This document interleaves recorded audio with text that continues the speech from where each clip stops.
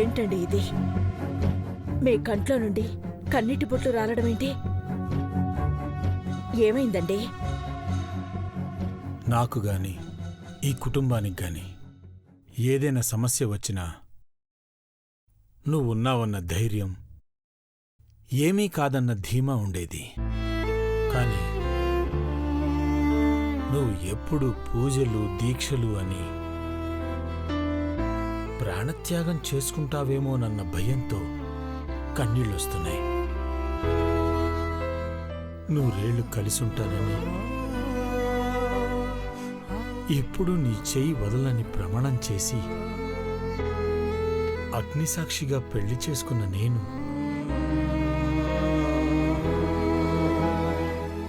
నా ప్రాణానికి చితి పెట్టాల్సొస్తుందేమో అని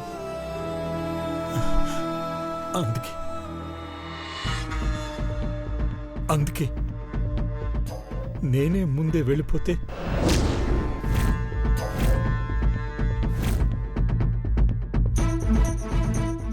ఏమండి? ఏం మాట్లాడుతున్నారు మీరు? భయం వేస్తుందని చెప్పి నన్ను భయపెడుతున్నారు. ఏంటండి? ఎందుకు ఇలా అయిపోయారు? అఖిల, నీ పూజలో నన్ను భాగం చెయ్యి, నీ దీక్షలో నన్ను పాలు పంచుకొని. నాలో సగభాగమైన నువ్వు లేకపోతే నేను కూడా లేకుండా పోవాలి. అంతే అంతే నేను కూడా కోరుకునేది.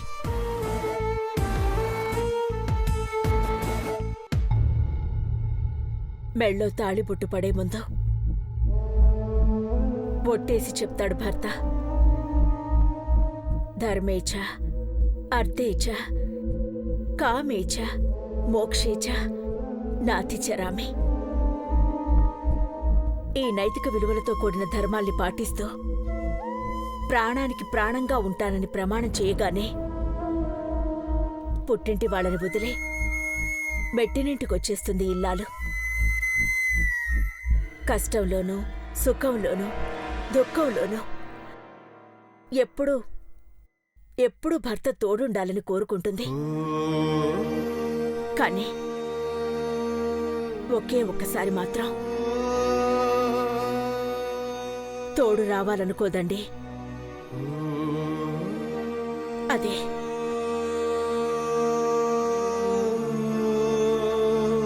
తను సుమంగళిగా వెళ్ళిపోయేటప్పుడు. అఖిల,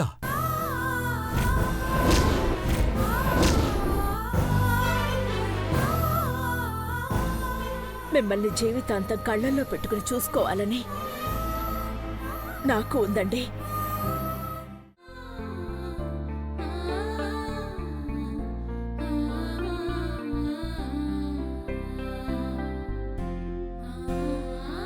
అమ్మగారు,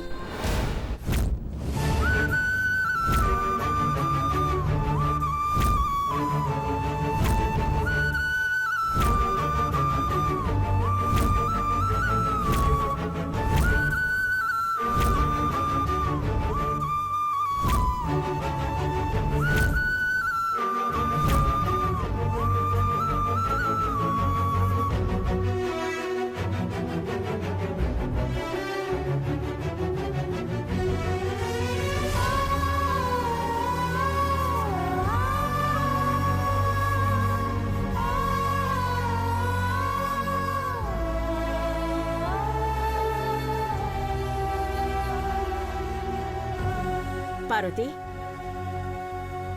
మా ఇంట్లో అడుగు పెట్టబోయే పెద్ద కోడలి కోసం మేమెంత అన్వేషిస్తున్నామో అంతే సమానంగా నువ్వు కూడా ప్రాణాలు సైతం త్యాగం చేయడానికి వెనుకాడలేదు.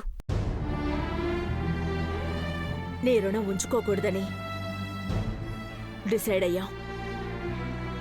హనుమంతు కూతురుగా కాదు, మా ఇంటి బిడ్డగా నువ్వు ఈ ఇంటి నుండి ఇంకో ఇంట్లోకి అడుగు పెట్టాలి. సునంద కొడుకు రోహిత్తో ఈరోజే నీ నిశ్చితార్థం.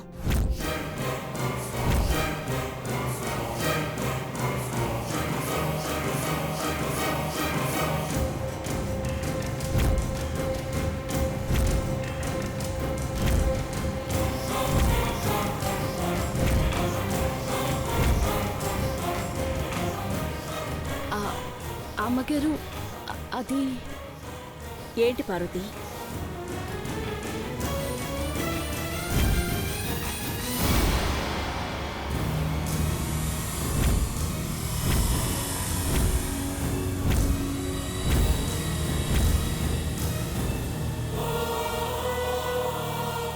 ఏమైనా చెప్పాలనుకుంటున్నావా? అది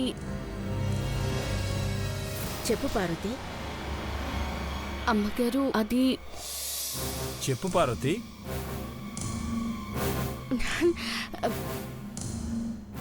ఏం లేదు అమ్మగారు. అమ్మా ఐశ్వర్య, ఆంటీ.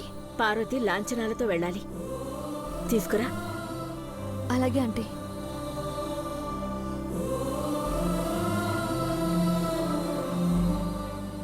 లాంఛనాలంటే కానుకలు వగైరా ఉంటాయా అక్క? నిశ్చితార్థం అప్పుడే అవన్నీ ఎందుకులే.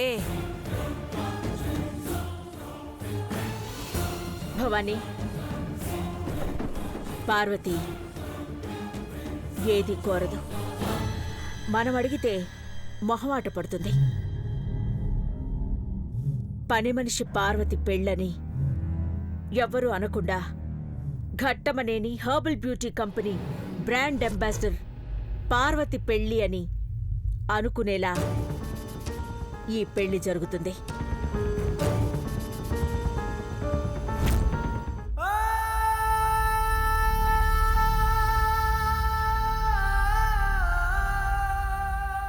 హోమ్ మినిస్టర్ సునంద స్థాయికి పార్వతి తీసిపోనిదని అందరూ అనుకునేలా జరిపిస్తాను. ఖర్చులు, వ్యవహారాలన్నీ గౌరీ చూసుకుంటాడు. ఎప్పుడేం చేయాలో అన్నీ నోట్ చేసి పెట్టాను. దాన్ని ఫాలో అయితే సరిపోతుంది. ఇప్పటి వరకు దిగులుగా ఉన్న నాకు కాస్త సంతోషం వేసింది. అది పార్వతి నిశ్చితార్థం వల్ల.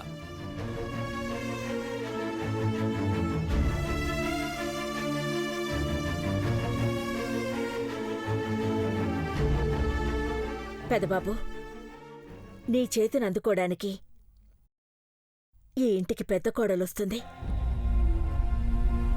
అదే చేత్తో ఇంకో ఆడపిల్లకి సారిస్తే నీకు మంచి జరుగుతుంది నాన్న. ఆ లాంఛనాలన్నీ పార్వతికివ్వు.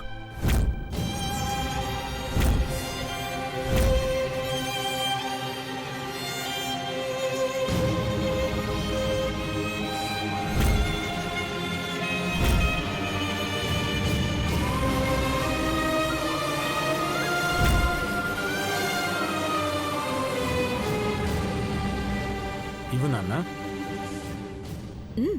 తీసుకో.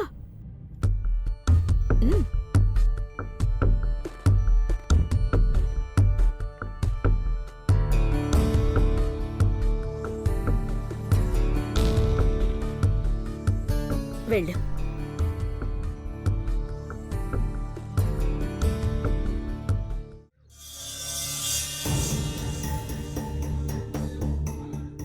నిశ్చితార్థానికొచ్చి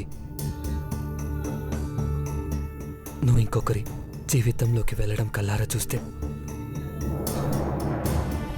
నా గుండె ఆగిపోయి కళ్ళు మూతపడతాయి పార్వతి.